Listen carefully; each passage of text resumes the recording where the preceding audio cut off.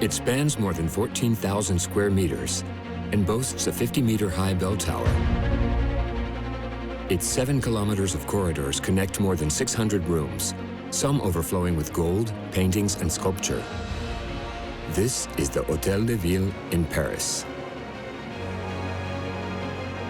Built on the banks of the Seine, this monumental emblem of the French capital is twice the size of the White House. The Hôtel de Ville is the largest in Europe. Consumed by fire in 1871, the building was considered a total loss. But thanks to the ingenuity of the architects and builders, the Hôtel de Ville rose from its ashes to become one of the most prestigious places in the world. The Hôtel de Ville is a little Versailles. But more beautiful, bigger, more showy, more flashy, more sumptuous. The Hôtel de Ville acts as a showcase for France. More than 1,000 workers dedicated themselves to equipping the monument with avant-garde, state-of-the-art technology and completing it in less than 10 years. There is a challenge for Paris to assert itself as one of these great international capitals of these great powers rediscovered.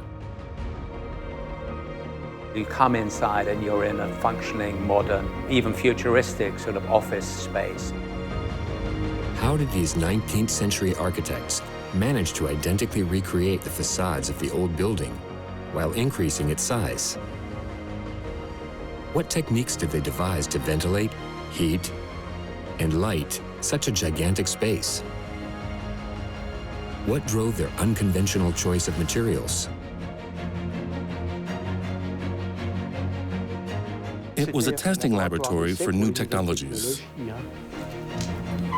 Now, guided by historical experts, you can witness the complete reconstruction of the Hôtel de Ville through computer-generated images and new and exclusive behind-the-scenes access. Come discover this exceptional monument as you have never seen it before and understand the secrets of its astonishing design. A unique architectural masterpiece built in the heart of Paris, the Hôtel de Ville is one of the most exceptional yet unsung megastructures of the French capital. The Hôtel de Ville of Paris.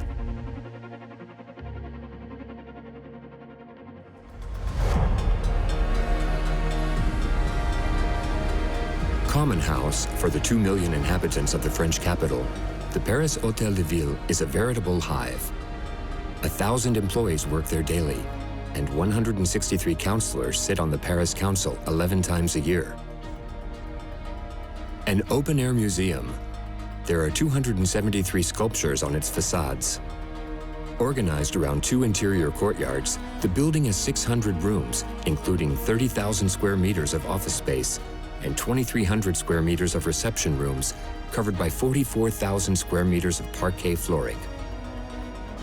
There are 7 kilometers of corridors. At 155 square meters in area, the mayor's office is larger than those of the President of the Republic and the Prime Minister. Palace of all superlatives, it has nevertheless had a tumultuous history.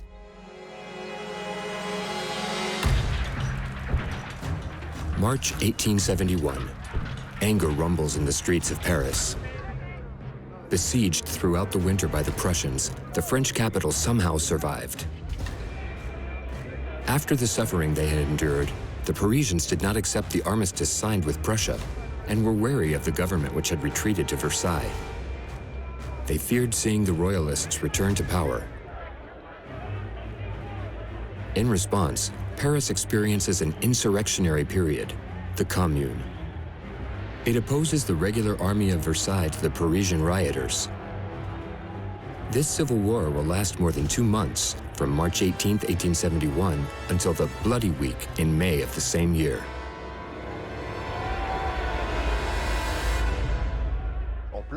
In the middle of this bloody week, the 24th, the regular army enters Paris mainly from the west. It travels like a steamroller towards the east of Paris, and obviously, in the middle, there is the Hôtel de Ville. The Hôtel de Ville is the center of the seat of the Commune. So it is the government of the commune, and since the commune is defeated, since it has lost, well then we're going to pursue a scorched earth policy. Symbolically, we're going to destroy the Hôtel de Ville. The Hôtel de Ville burns for a week. The Hôtel de Ville was a wooden frame. There were also a lot of archives. There was a lot of paper, so obviously that fed the fire. Only the cut stone walls and arches resisted the flames fueled by the explosives stored in the building. The upper floors, closest to the roof, supported by a wooden frame, collapsed like a house of cards. Everything will disappear, including the civil status of Parisians, all the works of art that were inside. All that goes up in smoke. The ruin is impressive, only walls remain. On the morning of May 25, 1871, the Hôtel de Ville was nothing more than a blackened carcass.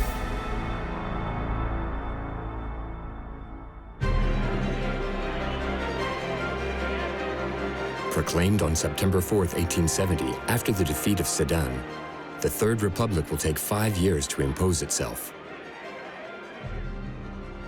But in Paris, the city is quickly acquiring representatives. In July 1871, the city council decided to rebuild the Hôtel de Ville. We refuse to keep the ruins as a sort of museum of horrors. We believe that it is not worthy of the municipality, it is not worthy of Paris. And for a little while, it was a question of, well, what should we do with it? Should one just try and start from scratch a new design, a 19th century design, or should one somehow pay homage to this rather extraordinary Renaissance building built in the 16th century? A competition is open, the closing date of which is set for January 31st, 1873. This competition will put 69 architects against each other, prestigious architects.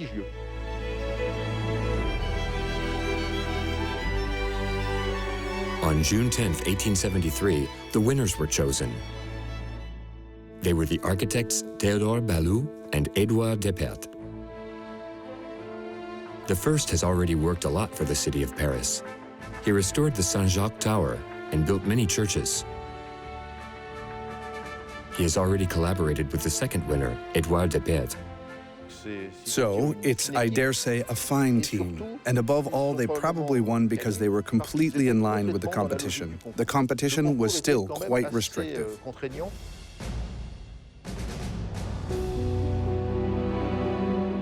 If the jury has chosen their project, it is because it responds perfectly to the requirements. While retaining the exterior look of the building that burned down, the new Hôtel de Ville must also be larger and more functional. They asked to add approximately 1,830 meters squared. So this was the ambiguity of the competition. To reproduce the facade exactly, but also to enlarge the spaces. So it was very ambiguous.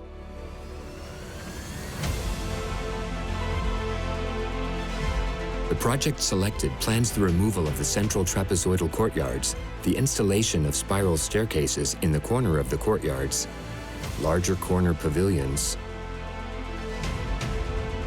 the removal of 6 meters from the wings on the facade, and the development of leaps and bounds, a sort of moat surrounding the building.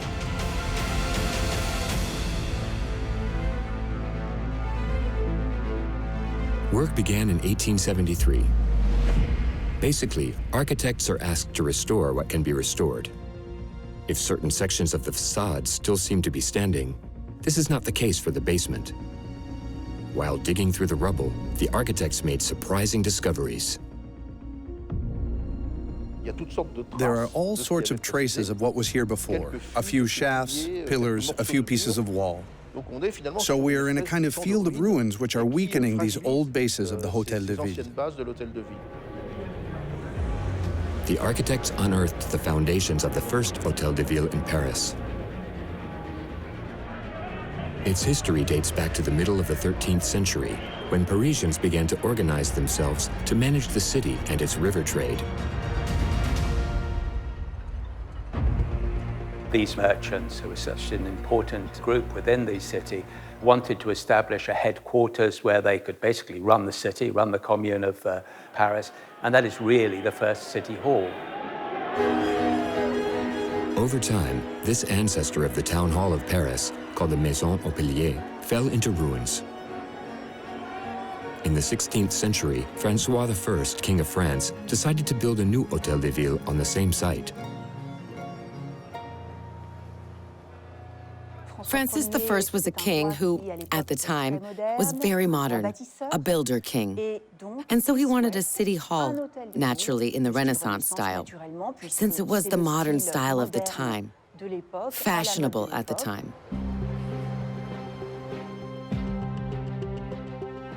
And for that, he called on an Italian architect that he himself chose, Dominique de Cortona, known as the Bucador, the Golden Mouth, maybe because he had a blonde beard. We don't actually know. And this character will rebuild Town Hall, I was going to say, as we know it today, or at least in its core. The Hôtel de Ville, designed by Bucador, is made up of a single one-story building on the ground floor, flanked on either side by two-story square pavilions. It has two arches. One is closed by a door, while the other, on the Seine side, remains open to allow the passage of pedestrians and carriages. The current facade on the forecourt of the Hôtel de Ville is a replica of that of the Renaissance, except that the entire building was raised and surrounded by side wings. Started in the middle of the 16th century, this Renaissance-style Hôtel de Ville was only finished in 1628. Lined with residential houses, it dominates the Place de Grève, an important supply port for the capital. At the beginning of the 19th century, to fight against frequent flooding, a quay was built 6 meters above the level of the Seine. In the 1830s, having become too small, the Hôtel de Ville underwent a spectacular expansion. The architects are going to use this initial core of the reborn Hôtel de Ville, build around it, enlarge it, and are going to build facades on the Croix de Grève, on the Rue de Rivoli, and on the back of Rue Le Beau. It is one of the most sumptuous palaces in the capital, which hosts grandiose receptions. At the same time, the area around the Hôtel de Ville is transformed. On the forecourt, the last houses are raised. Since the Middle Ages, the Place de l'Hôtel de Ville has quadrupled in size. It occupies nearly 13,000 square meters, the equivalent of 2 football pitches. To clear its access, Haussmann raised 9 streets to create the Avenue Victoria, 400 meters long, which connects the Place du Châtelet to the Hôtel de Ville in a straight line. The Avenue Victoria, which was named after the visit of Queen Victoria in the 1850s, comes plumb up from east to west. So you've got this monumental view of the Hôtel de Ville in front of you, so that you can see it to its best advantage.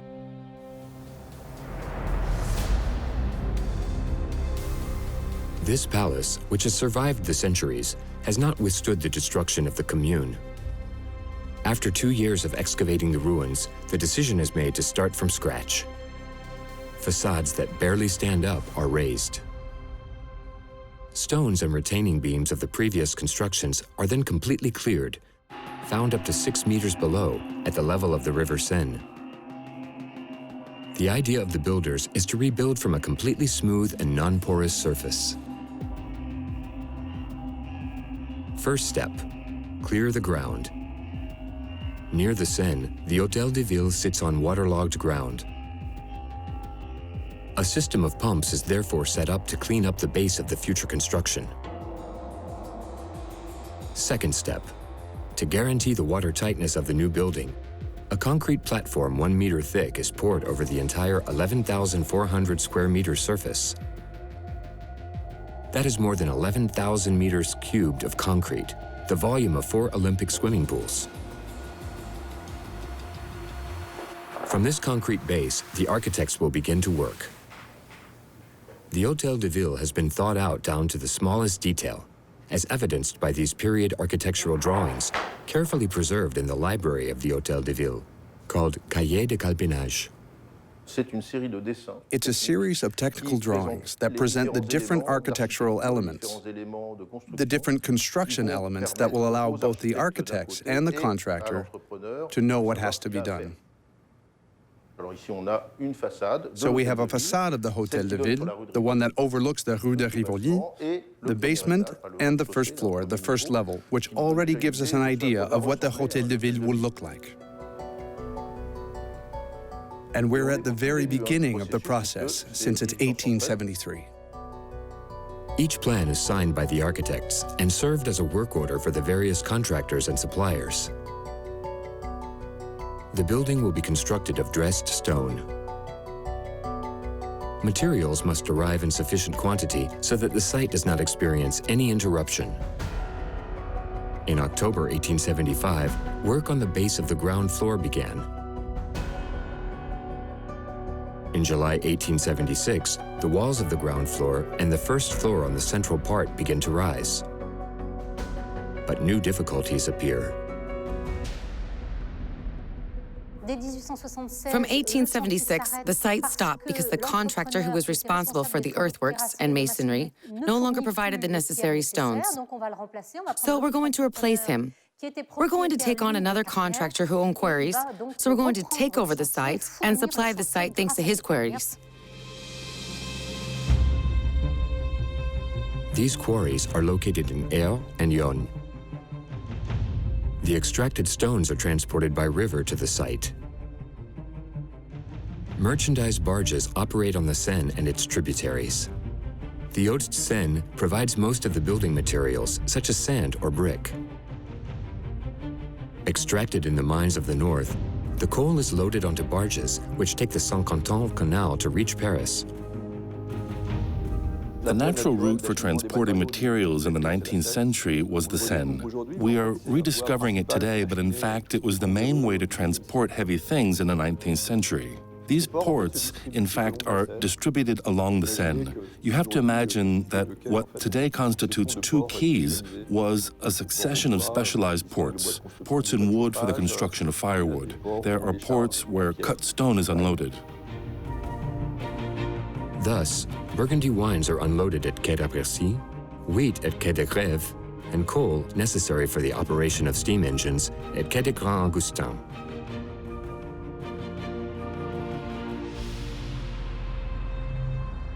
From the quay, the builders face a new challenge. The Place de la Hôtel de Ville is located 6 meters above the port which borders the Seine. How do you hoist these blocks of stone, which can weigh up to 5 tons, to the height of the site?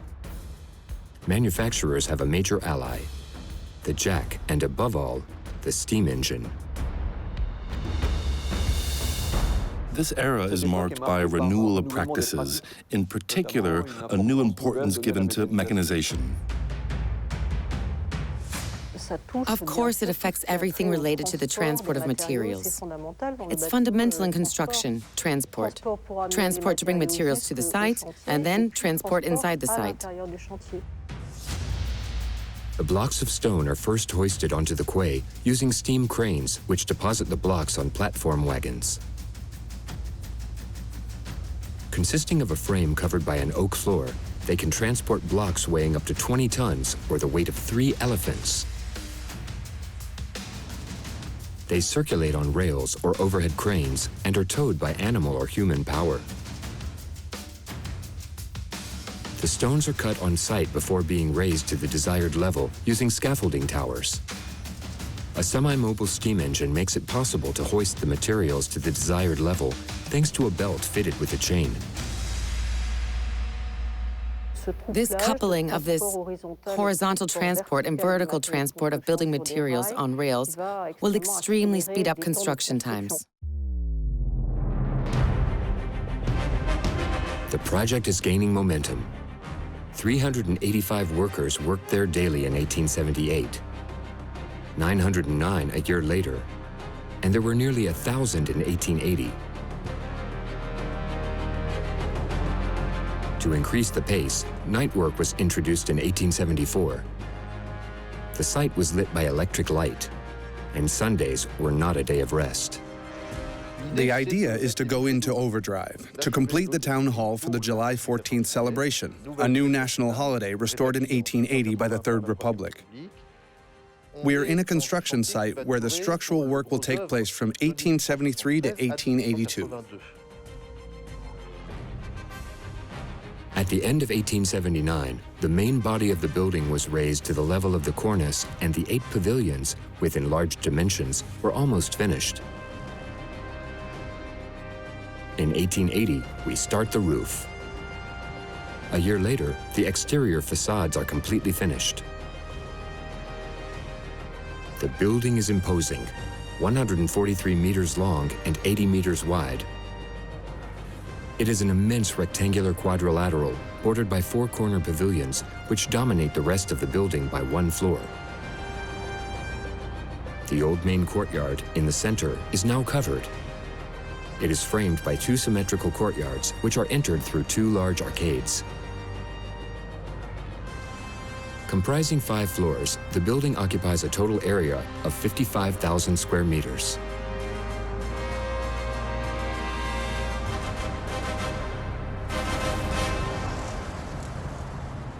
In less than 5 years, architects and builders have accomplished a real feat, building a colossal palace of more than 1 hectare in area, while carefully restoring the Renaissance facade of the Bocador. The Bocador building had to remain visible and legible in relation to the additions, either by raising the facade or by adding an additional floor. Some even asked for different coloring. To bring out this facade, Ballou and Depert choose to move the side wings back 6 meters. Apart from this difference, the Hôtel de Ville looks just like the one that burned down. The ingenuity of the architects will be concentrated in the layout of the interior spaces in order to make them more functional.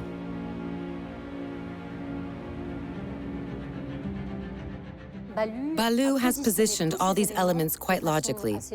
The prefect's apartments and offices were therefore busy facing the Seine, which was normal since it was there that the prefect lived and where he was called upon to receive visitors. So this view of the Seine was important.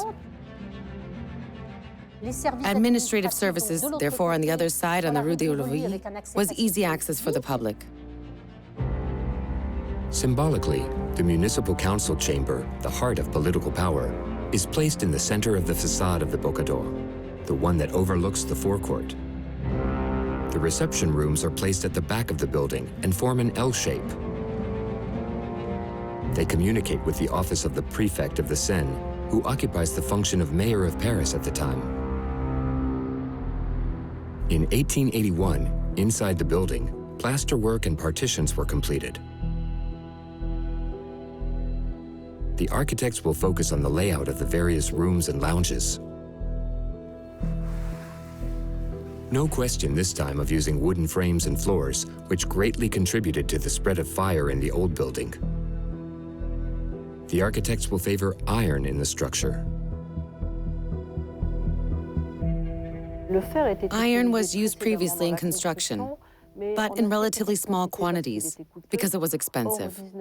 However, in the 19th century, its price decreases, and we see the appearance of diversified metallic materials, such as iron, cast iron, or later steel, which will be produced from processes which make it easier to obtain. These are the famous T sections, I sections, etc., which give rise to real metal structures. The interest of these metal structures is to use elements that are mass-produced and then assembled on site. This obviously makes it possible to limit the duration of the construction site to the installation time. These metal frames offer greater spans than those made of wood, which makes it possible to reduce the number of load-bearing walls and to design larger openings. Ideal for ceremonial rooms, which must accommodate hundreds of people during balls or banquets, such as the main ceremonial room located on the 2nd floor of the west facade.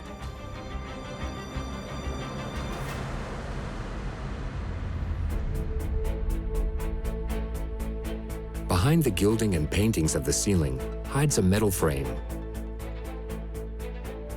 Rounded trusses are connected to each other along the length by sandpits.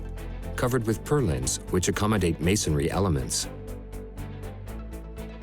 To maintain this frame that tops the reception hall, hip trusses secure the structure to the iron floor of the upper floor.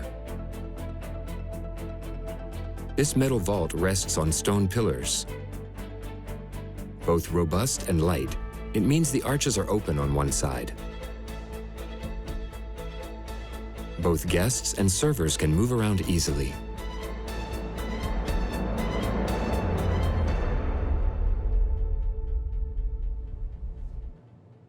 We are here above the reception hall, above the dome, above the ceiling of the reception hall. Here we find the structure with all the elements riveted together. We brought in sections riveted on site, which facilitated the implementation of the pre-designed elements in the factory. The rivet is a wonderful invention of the 19th century since, in fact, it makes it possible to link parts together while preventing them from moving. It is much better than bolting, but it is an extremely physical operation. It employs between 3 and 4 men since, in fact, these rivets are placed hot. One must hold the rivet while the other taps the hot rivet before it cools. It is an extremely physical activity. These prefabricated iron structures are ubiquitous in the Hôtel de Ville, but carefully hidden. At the time, they were tolerated in factories, trading halls, stations, but not in a Republican palace. Their camouflage is a real mastery, especially in the library, located on the 5th floor above the reception hall. When you enter this reading room, even today, well, it feels like seeing Harry Potter's house. That is to say that we are in a library full of woodwork, cracks, completely classic libraries.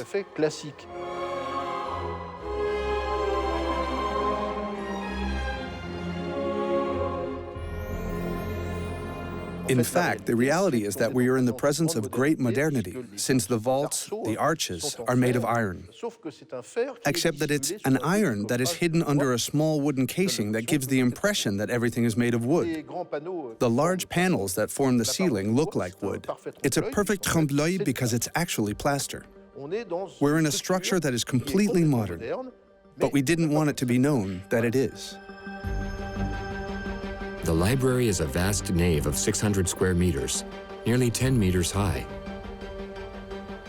To free up as much space as possible in the reading room and store more than 500,000 books and manuscripts, the framework rests on cast iron columns which reduce the points of support. They support rafters, oblique beams which carry each slope of the roof. This frame is strong enough to support a zinc roof, which houses glass panels in its central part.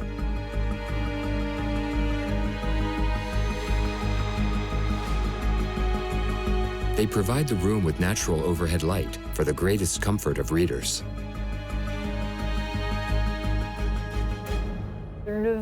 Glass will be part of public buildings. We know how to produce it, and at a much lower cost. And above all, we managed to have glass sheets that are larger. This is the main innovation. Towards the end of the 19th century, beginning of the 20th century, we put lighting in. We managed to have uniform light throughout the day by playing with both artificial lighting and natural lighting. Particular care is given to natural light, as well as to the ventilation of the rooms. At that time, the fight against epidemics was of great concern.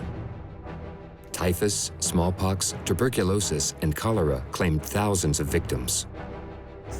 This 19th century hygienist desire is omnipresent. So 19th century architecture goes out of its way to try to fight against that. Ballou and Depert will have to imagine a whole set of systems to make the building as healthy as possible. It must be at the same time airy, bright, and without pockets of humidity to prevent it from becoming a focus of infections. We used to build buildings, and once it was built, we said, well, how are we going to heat it now? And so there, we ran into problems running pipes. So everything was thought out at the same time as the reconstruction. We had the idea of integrating a heating and ventilation system into the architecture. That's something very new. It's what we call functional architecture. The famous architect Viollet-le-Duc, who restored Notre Dame a few decades earlier, was to invent a revolutionary ventilation and heating system. It is based on a vast reserve of fresh air which circulates in the basement.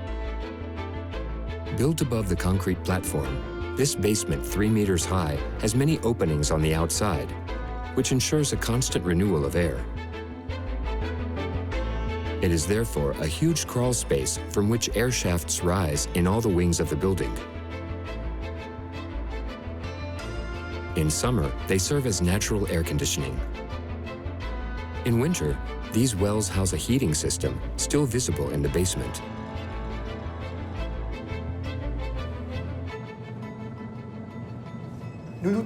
So we are here in one of the heating shafts of the Hôtel de Ville. The recommended heating was steam.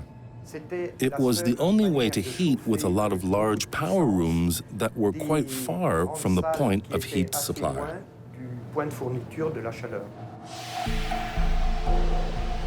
The steam is produced by 6 coal-fired boilers installed in the basements. The water, once heated to over 100 degrees, turns into steam which rises to the floors via a piping system. The steam, precisely that was its advantage, didn't damage the pipes as if it had been water. There was no mechanical impact inside since the pressure is very low. This allows it to be transported high enough. This is sufficient to heat offices of modest dimensions, which have private stoves. One problem remains, however: how to produce enough heat for the phenomenally sized second-floor rooms. The air shafts will find a second use. The pipes do not go up directly to the floors. They first cross a set of finned batteries installed in the shafts, 3 meters higher. They increase the heat exchange service with the cold air coming from the basement. In contact with these fins, the air heats up. Becoming lighter, it rises in the ventilation shafts to the upper floors.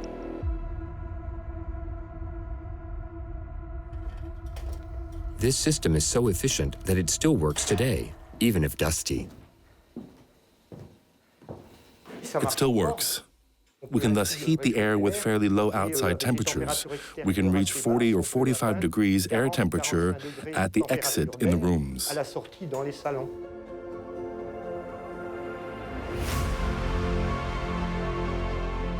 In these huge rooms on the second floor, which communicate with each other and are plagued by drafts, an underfloor heating system is installed to better distribute the heat.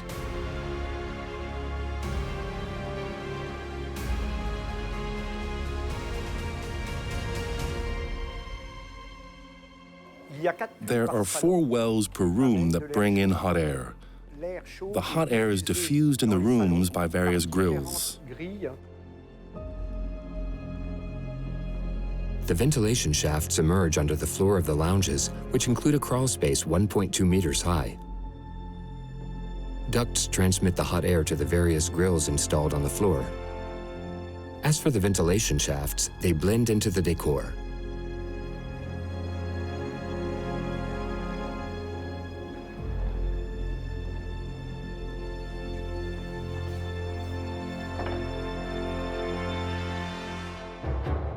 This decoration is in oak and is based on the bricks, which are fairly rough masonry. And we took the opportunity to make ventilation shafts that go up to the upper floors, which brought either fresh air, natural outside air for ventilation, or heated air.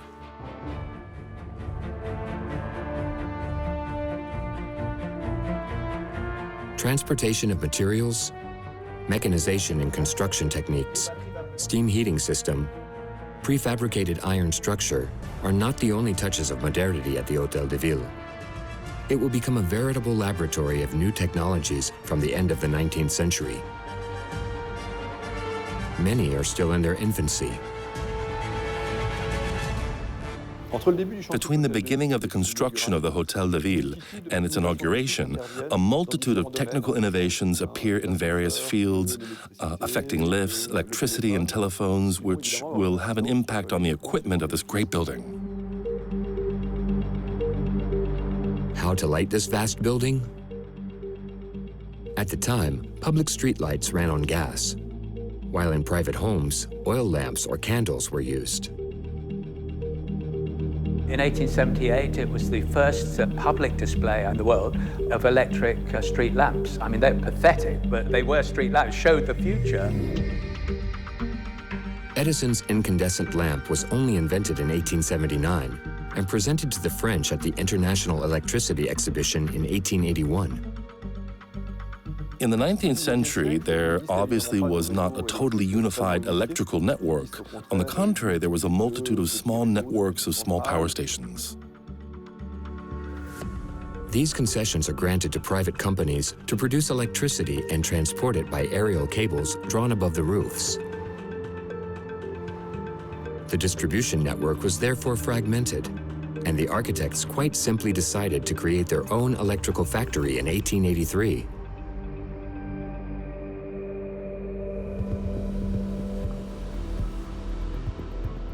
Due to a lack of space in the basement of the Hôtel de Ville, an electricity production plant is installed in a building located nearby on Rue Lebeau. Steam engines run electric generators that power batteries. The stored electricity is then sent by cable across the street. This complex machinery cannot at the time provide enough energy for the whole building, which remains lit with gas. Only the ceremonial lounges and the prefect's office benefit from the electricity ferry, which literally dazzles the guests.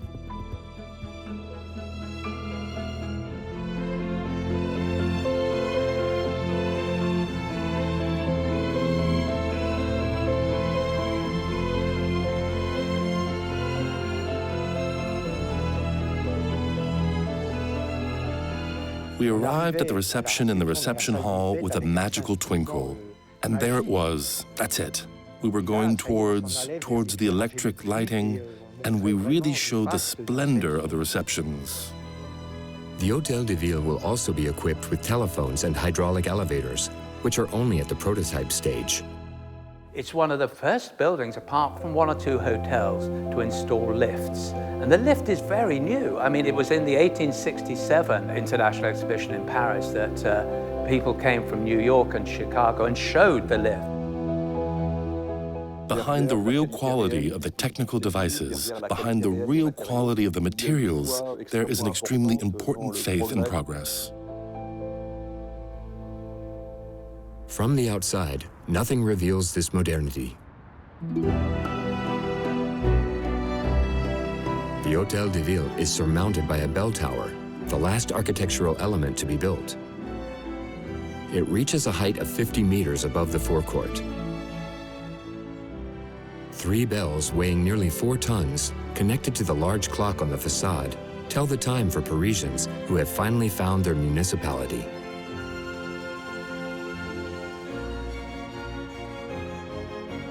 On July 13, 1882, 11 years after its destruction under the Commune, the Hôtel de Ville was inaugurated.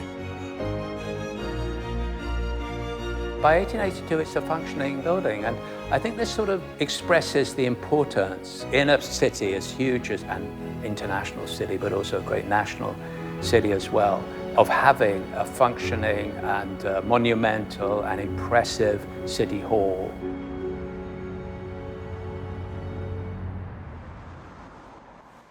But the Hôtel de Ville is not finished. In fact, it's the structural work that's finished for the interior decoration. There's a huge amount of work to come, and that will last for years. We can say between 1882 and 1906 for the most part. For the interior decorations, the Hôtel de Ville will use the aesthetic codes of the past. So the Hôtel de Ville is a living paradox. We wanted to highlight progress, but at the same time, we believe in continuity, and we have a desire for prestige. But prestige until then was essentially monarchical buildings. One thinks of the castles of Loire or the imperial palaces. The idea is to find in the buildings, in the Hôtel de Ville, elements that are codes of the monarchy. Coffered ceilings, fireplaces worthy of enthroning in castles, parquet floors of precious wood such as rosewood or amaranth, silk hangings, or even polychrome marble. We do not think about the cost. The living rooms are gilded with leaf. At the Hôtel de Ville, it is gold leaf, which is not even the case at Versailles. There are 98 baccarat crystal chandeliers in the Hôtel de Ville in Paris, and the largest weighs between 450 and 500 kilos. So see, it really is the will of the Republic to do the best possible for the House of the People.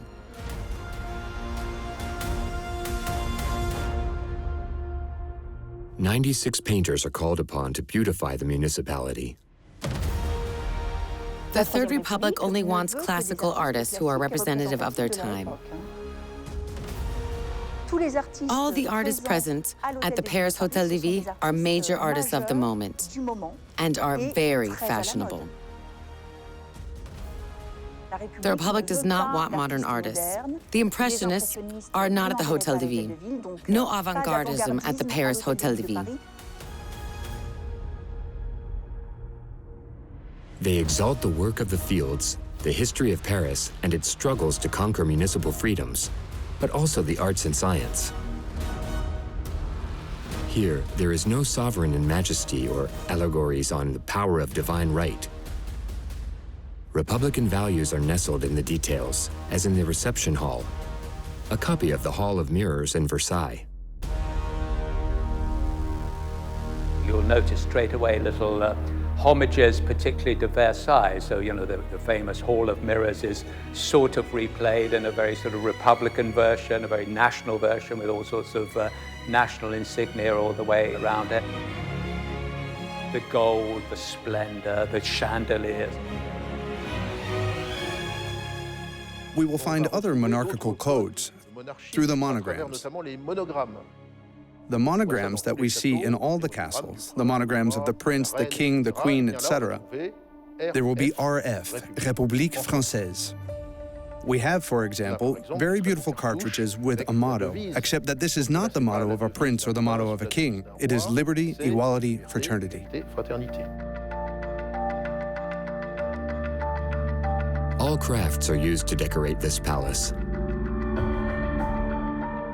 We are going to try to rediscover old techniques, artisanal techniques that were used in the Middle Ages or that were used in the Renaissance. And that gives rise in the 19th century to mosaics, to stained glass windows, which, to us, seem to us to be part of a continuity, but which, in reality, are technical innovations. The stained glass windows of the Council Gallery list those who have ruled Paris since the Middle Ages. Provosts of merchants, governors general, prefects of the Seine, and since 1977, mayors of Paris. This gallery leads to the council chamber.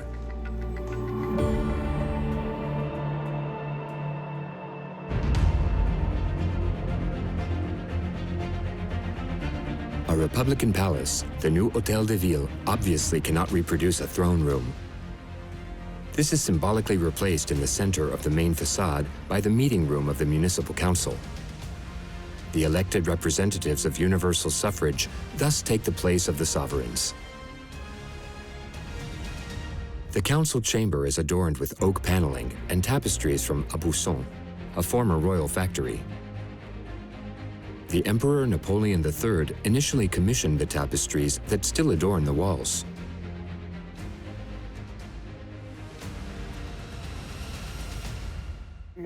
Their construction was delayed, so they were not installed in time in the first Hôtel de Ville, and therefore they survived the fire. And after the fire, these tapestries, which were not completely finished, were slightly modified. Under the imperial eagle, it is enough to embroider universal suffrage to transform a tapestry intended for the Emperor Napoleon III into a Republican model.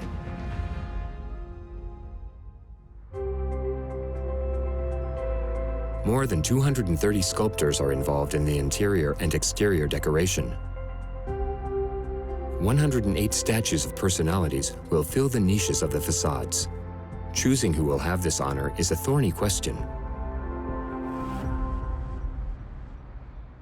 We needed selection criteria. We decided that we would take the characters born in Paris that already made it possible to make a pre-selection to make things a little easier. But suddenly, we discarded a certain number of characters who were already in the previous statuary of the Hôtel de Ville. An exception is made for Boccador, the architect of the old Hôtel de Ville, Italian by birth, but he takes on the features of the new architect, Théodore Ballou. They realize this is also a place of splendor, so they bring in the artisans, the artists, to make this also a very beautiful, a hyper sort of grand setting as well, but a Republican setting which shows the imperial and monarchical past is well and truly past, and the present and the future is going to be Republican.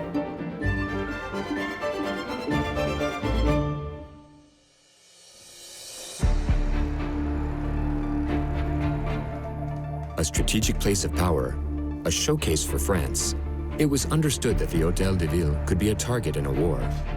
In the 1930s, a bunker was added in its bowels. This blockhouse was built between the two wars. They felt that the period was troubled and that there would be a second. Located in the basement under the courtyard of the prefect, now renamed Cour du Maire, this bunker is bigger than 800 square meters in size. It is protected by a huge concrete wall almost 2 meters thick, closed by strong and watertight doors.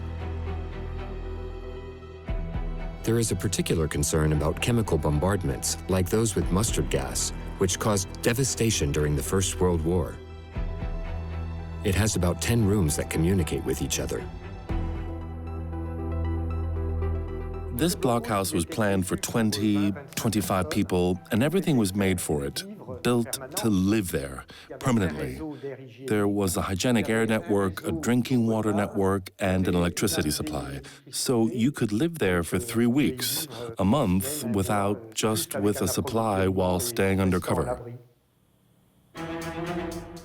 To renew the oxygen, a fan system is installed next to the bunker. It brings outside air which is filtered beforehand. Its occupants must also be able to communicate with the outside world.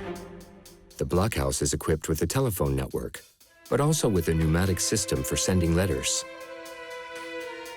Used from the design of the building, the pneumatic post makes it possible to convey letters thanks to the energy produced by a pressure difference in the tubes.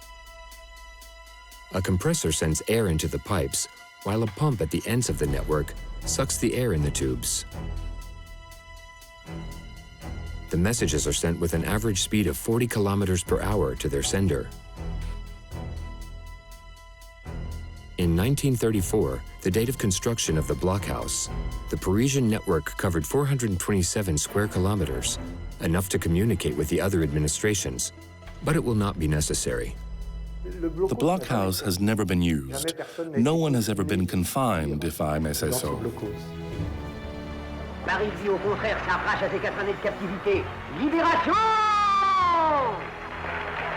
Le général de Gaulle, qui fut le premier à vouloir cette libération, est entré à son tour dans la ville libre. Paris was not bombed, and it was at the Hôtel de Ville on August 25, 1944, that General de Gaulle gave his famous speech to celebrate the liberation of Paris. Paris brisé, Paris martyrisé, mais Paris libéré. A liberated Paris finds peace, and the Hôtel de Ville fulfills its vocation of reception and showcase for the whole of France. In the Hôtel de Ville, we have a constant. It is that the Hôtel de Ville is also designed to receive, to welcome, and to welcome great people.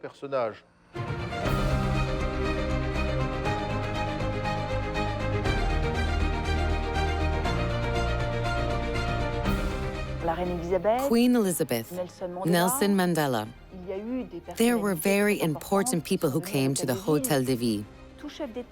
Any head of state received by the President of the French Republic for a state visit is received by the Mayor of Paris at the Hôtel de Ville in Paris. This is also the case for the President of the French Republic. After his election, it is customary for him to be received at the Hôtel de Ville.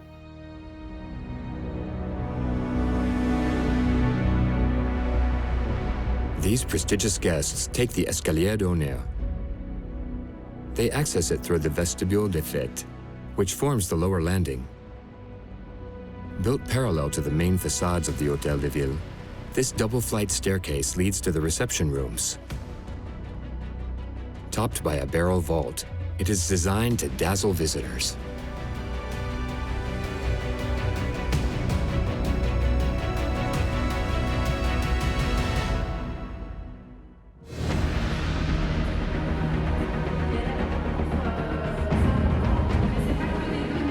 Every year, the Hôtel de Ville hosts between 400 and 600 receptions and conferences. It's a living building, and that's the objective. It is a building that is well maintained. There have been many restorations, improvements. The lighting of the party hall, it has been modernized, and therefore we have lighting that can vary in color, and which highlights the ceiling of the reception hall in a rather surprising way.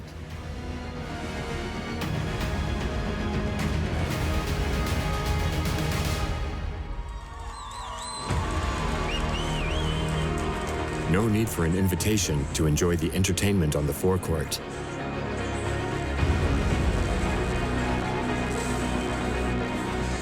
It's still a sort of place of festivities. They have the big TV screens for the World Cup or the Tour de France or whatever. They do ice skating in the winter. So that's a tradition with some sort of continuity.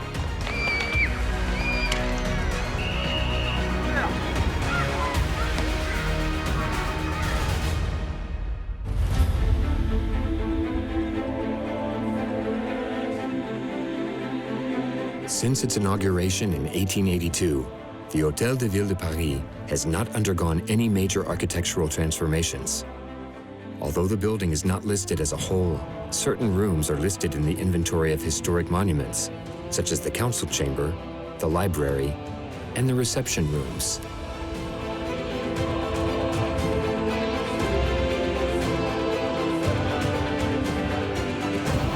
It is possible to visit this sumptuous Republican palace by appointment, or during Heritage Days. Its forecourt remains a focal point of Parisian social life.